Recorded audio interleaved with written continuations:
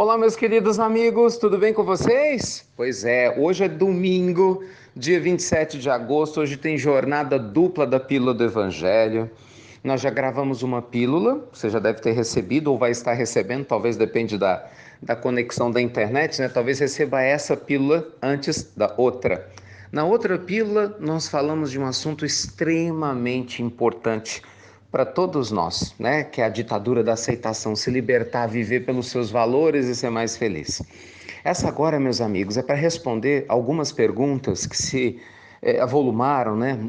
Perguntas feitas por pessoas diferentes, mas no mesmo sentido, para que a gente possa, na medida do possível, entregar a vocês com todo carinho as reflexões, né, que vocês têm nos enviado por vários canais. A primeira delas diz respeito à questão do alimento, né, de ingerir carne de animais. Muitas pessoas, mas muitas pessoas mesmo, e eu fico feliz com isso. Nos últimos meses, em especial no último mês, né, de mais ou menos uns 30 dias para cá, em vários locais tem questionado isso. Ricardo, fala mais sobre esse assunto, comer ou não comer carne, como que isso funciona e assim por diante. Eu não vou me alongar muito, gente, porque nós já gravamos algumas pílulas, né, todas inteiras, falando sobre a questão de comer carne de animais. É lógico que, indo direto ao ponto, se você for perguntar, é adequado comer carne de animal? É óbvio que não, né? Claro que não. Um outro animal é um ser vivo, criado por Deus, e naturalmente, se a gente tivesse a condição de viver sem ter que comer uma carne morta, né, sem ter que assassinar os nossos irmãos para poder se alimentar da carne deles, é lógico que é muito mais espiritual e muito mais em equilíbrio com o universo. Isso é um fato, ponto. Então, se você consegue viver assim, é um mérito seu, indiscutivelmente, é um esforço seu. Só que eu vejo claramente que para muitas pessoas é um grande sacrifício. Aí vem as desculpas esfarrapadas, carência de proteína, porque isso é ruim, a gente sabe que não tem nada disso, né? Os nutricionistas hoje têm várias formas alternativas de alimentação, hoje você tem a soja e muitas outras formas, como, né, o próprio ovo da galinha e tantas outras formas alternativas de alimentação que faria com que a pessoa vivesse com equilíbrio e bem-estar sem comer carne de animal. Mas, sem entrar nesse mérito, uma sugestão prática, bem objetiva. Pelo menos, você que se interessa e tem essa sensibilidade, pelo menos evite a carne vermelha. Acredite, você já vai estar fazendo um grande progresso. Por quê? Porque os bois e os porcos são mamíferos. A carne vermelha, de uma maneira mais específica, né, desses nossos irmãos, eles têm um nível de energia muito mais densa do que a carne das aves e principalmente dos peixes, porque eles já têm rudimentos de sensações, de sentimentos, eles engravidam, né? Ficam prenhes, trazem nenéns, têm um nível de sensibilidade da morte comprovadamente, né, pela própria ciência, inúmeros documentários que faz com que a carne registre essa sensação de dor e de sofrimento. E até para quem quer se desenvolver espiritualmente, praticar meditação, né, quem trabalha na mediunidade sabe que a carne vermelha faz muito mal. Bem, é óbvio que se a gente pudesse, da mesma forma, evitar comer a carne dos peixes e das aves, seria melhor, mas é menos ruim, com toda certeza. Agora, tem uma alternativa legal, pelo menos no caso das aves, se você for comer, né, a carne de frango, dê preferência aos frangos criados livremente. Porque o que a gente vê desses frangos enormes, né, criados em jaulas pequenininhas, que têm seus bicos cortados, né, vivem uma existência extremamente limitada, é muito triste. Os ovos que a gente come de granja, esses ovos brancos, muitas vezes nos fazem um mal danado. Por quê? Porque são ovos que vêm de um grande sofrimento das galinhas.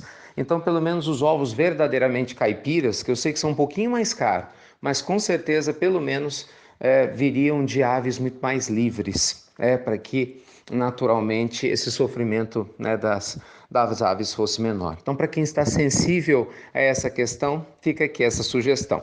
Lembre-se, a gente não vai se santificar de uma hora para outra, mas pelo menos se esforçar para que isso ocorra, nos faz crescer aos olhos de Deus. E é lógico, o respeito, né, gente, aos nossos irmãos menores.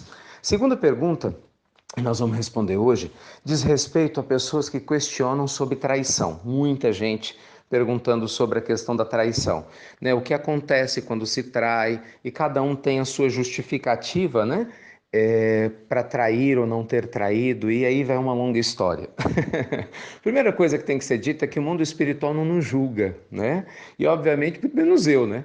Nenhum de nós tem o direito de julgar ninguém. É claro, meus amigos, que cada caso é um caso e só Deus que conhece o íntimo dos corações humanos e o contexto que cada um de nós está inserido, vai poder avaliar, né, circunstancialmente o que aconteceu em cada caso em que houve uma traição conjugal, né? A fala aqui é sobre a questão conjugal.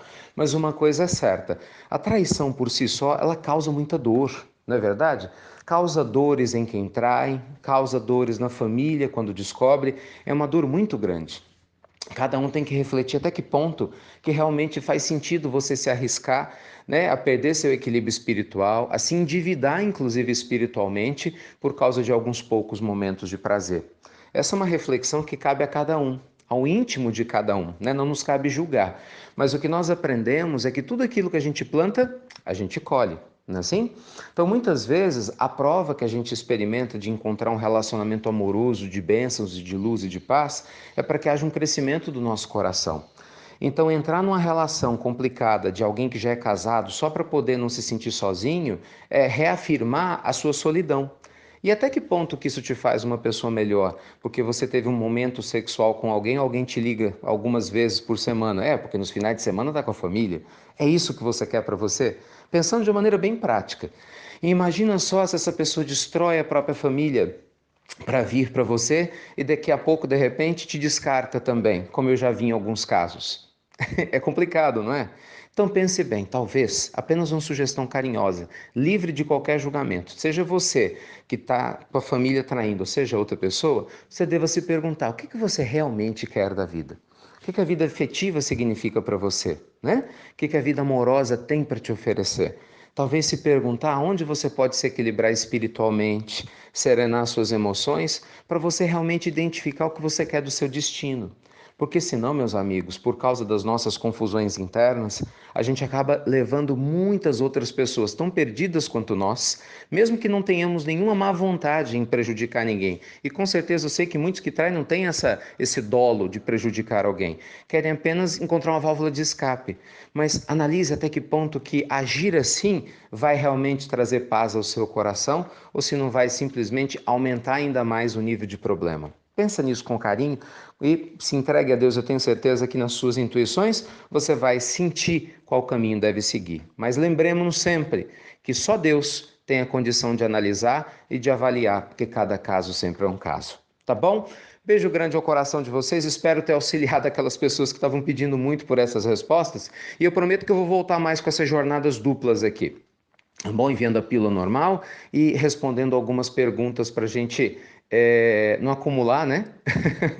Tantas perguntas assim. Luz e paz ao coração de cada um de vocês e um excelente domingo. Até breve, meus queridos amigos. Até muito breve.